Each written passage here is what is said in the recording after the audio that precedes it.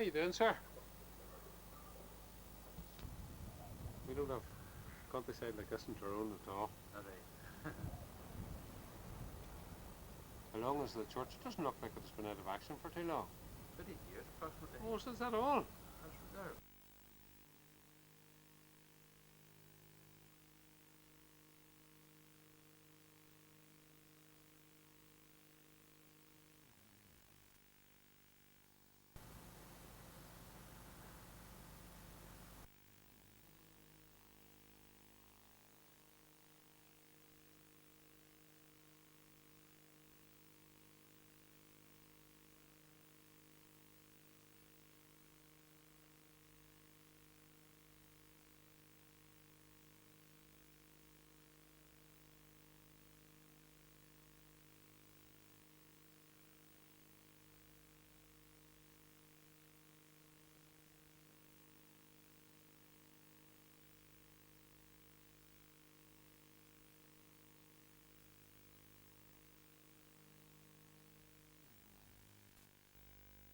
The guy who was repairing it had to go off to kill.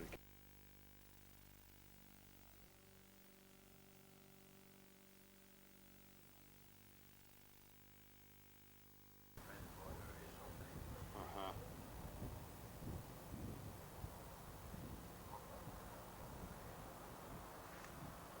Hello, Pat. How are you? How you doing? Not so bad. Just walking along. That's looking better now, Hugh, isn't it? Nice to see you again. So I suppose for that it's not too bad, huh?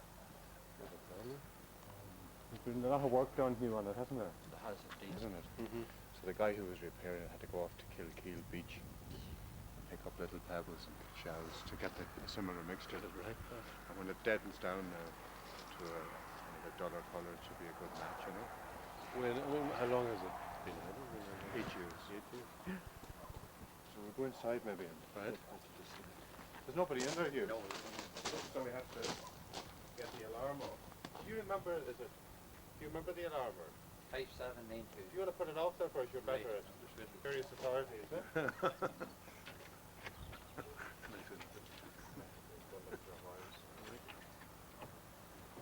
He's obvious.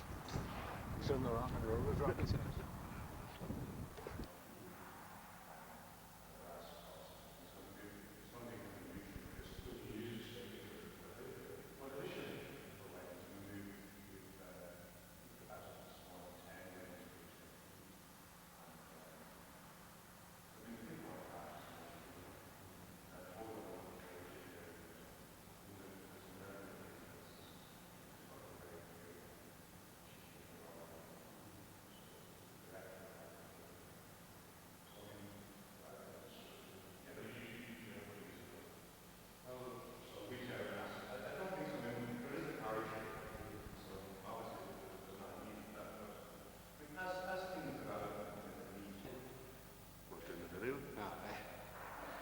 Do it for nothing, did he?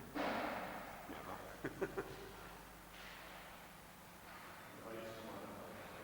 That's good, yeah. Oh, super, super. Good contrast there.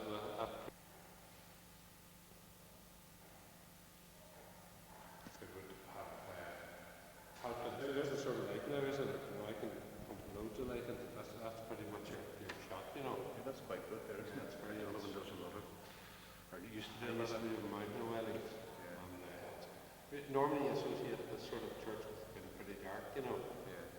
But this one's good. The colours in the windows are nice there. Yeah, very good.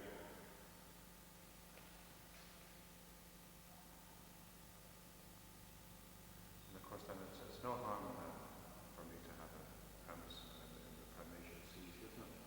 It's the outside of the farm. How's the head man going to respond to it? The wood is all perfect in it. Suppose you had a big jacket, is it? 1834.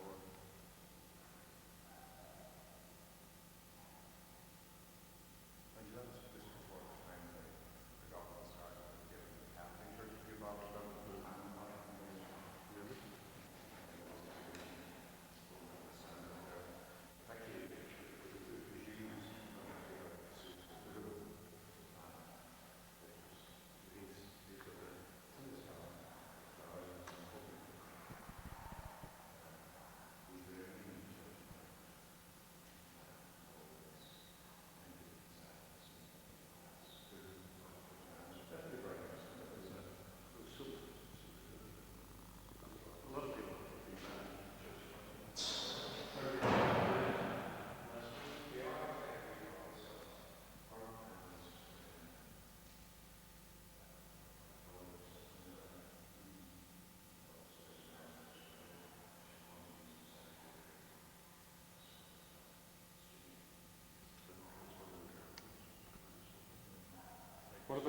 graves fall? How do you work there? The graves, well, the graveyard should be on to the church park. Oh, right. Did you film much of the graveyard? I think there's a filmed a grave for the person who's dead with some taxes I don't know that they were free. They're very sensitive about the graveyard. right.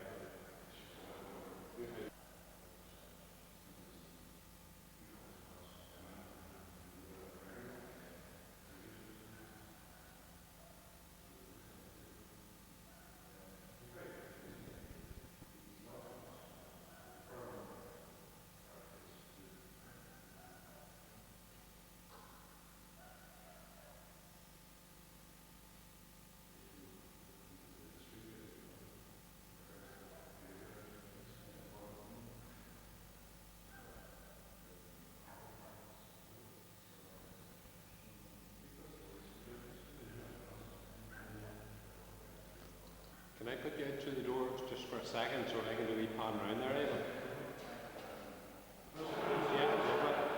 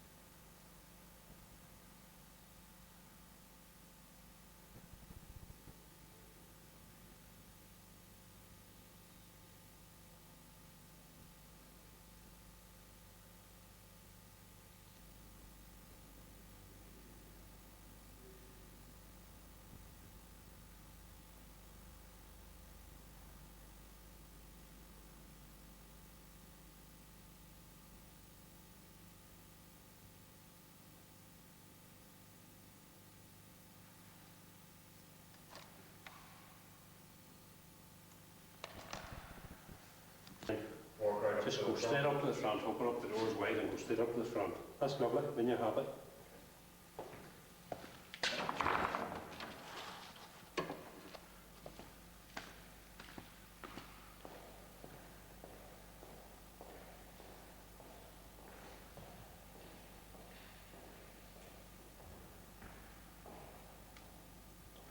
And I'll take you back again, do the same thing, come straight down and walk straight out through the door past the camera.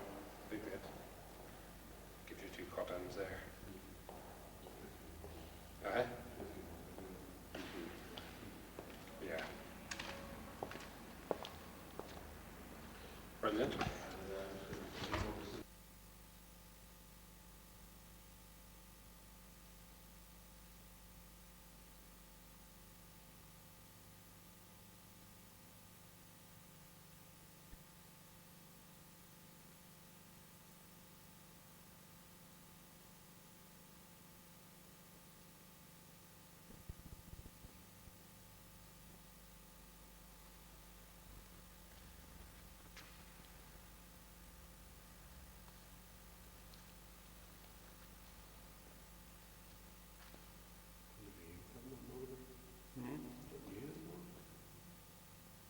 The monitor? Yeah. It's a very handy wee one, isn't it?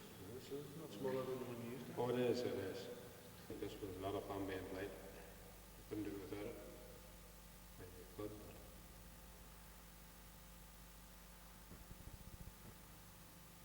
They're cutting the crews down from it coming up, and there's a tiny bit before it is used out. You would have, in the old days, you had cameraman, soundman, PA, director, lighting man, of course, yeah, there were six of us.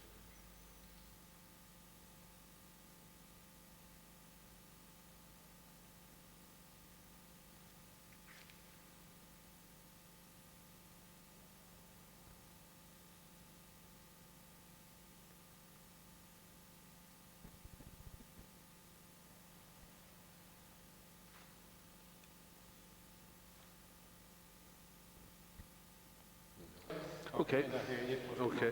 1, 2, 3, 4, 5, 6, 7. Well, I get a wee bit more. Just 1. 5 seconds and Oh, we'll sorry, go. I don't know where it is. Well, Pat, just tell me how this project all started then. Well, basically, I was travelling to Carlingford to do a wedding one day with my organist, and the organist said, there's a church for sale. And out of curiosity, we picked up the brochure. And I mentioned it in passing that weekend to a businessman friend, and he decided to purchase the building and to renovate it and make it available for my use. Which couldn't have come cheap. No, actually it was £57,000 to purchase, and we've spent in excess of £50,000 on the quite extensive renovations. Well, what was the motivation? I know you don't want to identify the businessman, but what would his motivation have been? Well, I think his motivation would be that first of all he's very committed to the Christian faith and to kind of a liberal perspective on it. And also he would have a very strong sensitivity to the situation of people who want to marry either mixed religion marriages or who have been divorced through some circumstances in his own life. So there would be kind of his dual motivations, if you like. And what about your hopes for the church? Well, my hope for the church is that, I'm really pleased to see it looking so well. I want to make it available to people who have no other church to go to. As I say, people who want a mixed religion marriage, people who are divorced. And I'd like to see it develop over the years if people want to use it for baptisms or funerals, if the local community in Omeath or other people want to use it. If there were 5 local Muslims wanted on a Friday, I'd be very pleased to let them worship God in it too. So I'd like it to become very much a centre, if you like, for total interdenominational worship, if possible. For those who don't know, take us back just and tell us about the weddings that you have been conducting, especially in Larne. Well, I've been conducting most of my weddings in Larne, but sometimes at other venues. At this stage, after about 11 years, I've performed about 1,500 marriages for people from all over these islands and all over the world. And basically, I would look after mixed religion couples, people who are divorced. I also would have a small ministry to the Muslim and the Jewish and the Chinese communities, and generally people who have a problem, if you like, with the canon law or the rules of the church might come to me, and I'll help them out of the corner they're in. Does this take over from Larne then? No, it doesn't. I mean, I will continue to live in Larne, where I have my weekend masses and my congregation, continue to live at the oratory where I live, and I will commute here to Omeath, perhaps once or twice a week, according as I'm needed. Well, why would people want to come here rather than Larne? Well, a lot of my couples are from the Republic of Ireland, and given recent weeks and recent happenings, people can be a bit afraid to travel over the border. So here we're still in the Republic. Also, even people in the north might like to get away to a scenic place, an old church and a country graveyard, and overlooking the mountains of Mourne and the Cooley Mountains. So I'm finding a lot of northern couples think that it would be very quaint and nice maybe to get away from the north and to have a wedding and a reception over the border just 60 miles away. Now, how does this compare to the oratory itself? Well, my oratory in Larne is just part of the house, and it's basically my old sitting room and dining room converted into a chapel. It seats about 60 people, and it's very nice in its own way, but it's small. A lot of brides want a proper church. They want an aisle to walk up, and also maybe they have 100 or 150 guests at their wedding. So we're here in Omeath, we're able to offer the total church environment, and we're also able to offer premises for a bigger number of guests. You talk of a neutral environment. How will you achieve that? Well, we've kept the building, which was built in 1834, more or less as it was, apart from making it comfortable. We're just going to put in pews, some very simple altar furniture in the sanctuary, and that's all we're going to put in. So it's not going to have things like statues or the hallmarks of any particular religious denomination, because I would like people of all Christian faiths, and indeed of every religion, to feel free to come here and to feel that they're in God's house and to be able to be relaxed here. So it won't be identified with one side, one church or the other? No, it's not going to be kind of very strongly, visibly identified with any particular tradition. And anyway, even in my own church, the Catholic Church nowadays, since Vatican Council, our trend is towards simplicity and towards kind of Christian neutrality, if you like.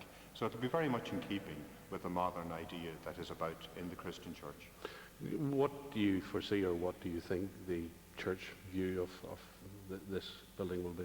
Well, I think if we talk about the church as people, then I think people are very happy, and people locally are happy. If we talk about the hierarchy, I would imagine, I have to be honest, I suppose, that some people in the hierarchy may not like the fact that I have a church building now. But I would ask them not to see this as controversial or provocative. The people I'm helping, they can't help according to their own rule book. So I think it would be sad if they opposed it in any way, and it would be a little bit like the dog in the manger, because, as I say, I'm helping the people that they either can't help or won't help. But has there been any softening of the church view?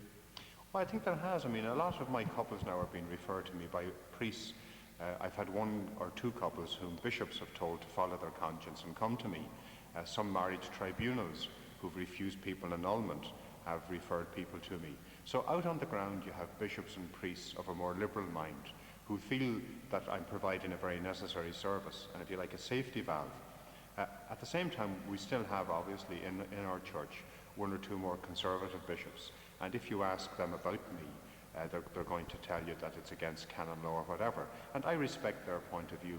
But I think in the world we're living in now, and with all the trouble we have of division, I think a place like this can be very useful. Is it going to be an expensive exercise for couples? Well, I mean, obviously my friend has to get a return of his capital, and he wants to use that actually to think about a church at Cork and in Galway. And then we have to have the yearly running costs of the building, which we think will be about 10 or 15,000 pounds a year. So initially we will be, I think he will be thinking of asking couples for about 250 punts, and half of that will go towards the running of the church, and half will go towards the capital expenditure. And then at a certain stage, when we get some money back, as I say, he wants to think of putting that into other churches, so that people in the likes of Kerry and Mayo won't have to travel so far. And of course, I assume there'll be joint ministries, there'll be ministers from other churches coming to concelebrate, or what? Yes, well, a lot of the weddings I do anyway, if they're mixed religion, I mean, I will invite a Church of Ireland or a Presbyterian minister to concelebrate with me. I'm soon to have a wedding in the Newton Ards area, and I'm going to be joined by one of the pastors from the Church of God.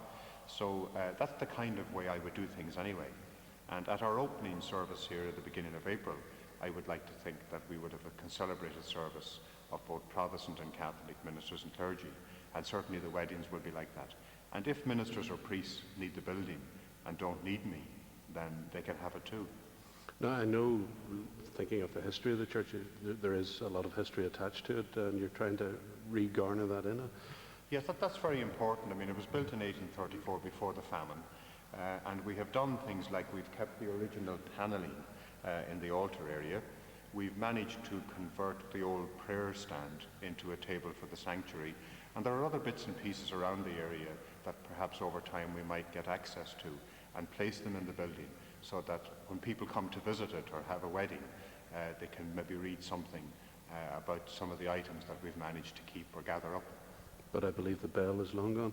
The bell is long gone. Unfortunately, I think had the rector known that we were going to keep it as a church 8 years down the road, I think he'd have kept the bell and he would have kept the pews. But the bell is now ringing in Africa, and we're going to have to resort to electronics. Brilliant. That's good, Pat. Did we cover it? Members and have a look at it.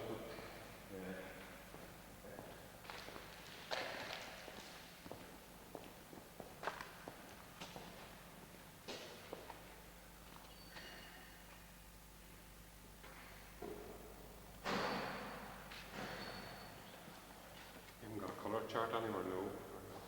It's probably not. I don't think I have it. Oh, well, it doesn't matter. It'll be down.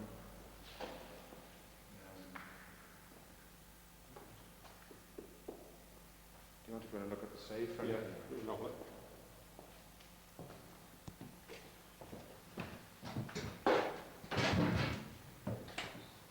We'll see. Just look around. Yeah, and you can look over, right over the top of my head. No, it's just basic.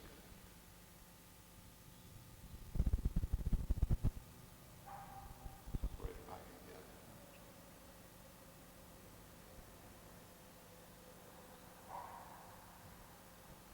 Just stand there and do the same thing would be brilliant. When you're happy.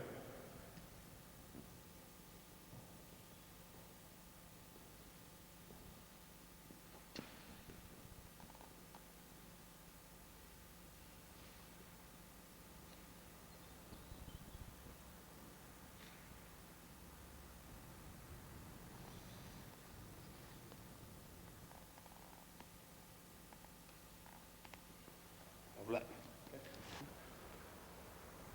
We'll not be able to hear you. Why? Preferred, oh, it doesn't stretch very Oh, far. can you be at the wood stuff? Can you see that there? Again, yeah. Just ask him to move and clean a window with his hand or something there, and just give me a wee shot. Just give it a wee rub with his hand.